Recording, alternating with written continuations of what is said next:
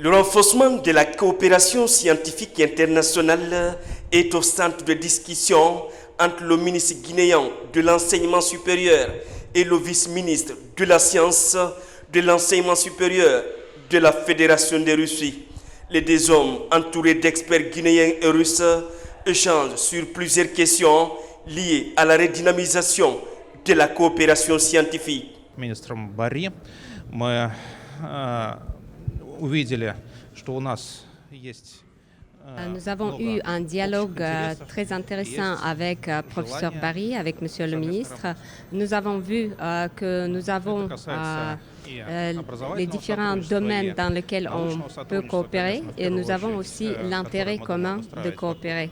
Dans supérieur et dans le domaine de recherche scientifique, bien sûr, surtout dans le cadre de CEREMAG.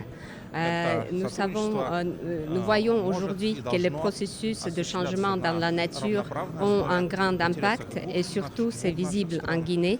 Au menu des discussions, la mobilité des étudiants et enseignants-chercheurs, la gouvernance universitaire. Nous avons passé en revue la coopération sur l'enseignement supérieur, notamment le grand contingent de Guinéens qui sera en Russie chaque année, mais aussi l'équivalence des diplômes une fois de retour en Guinée.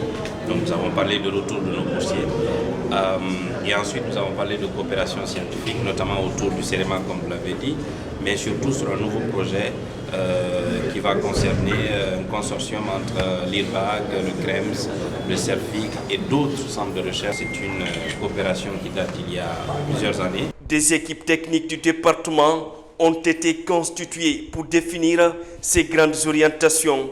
L'ambition du ministère après le retour dans les instances internationales est que la Guinée soit une locomotive ouest-africaine en matière de recherche et d'innovation.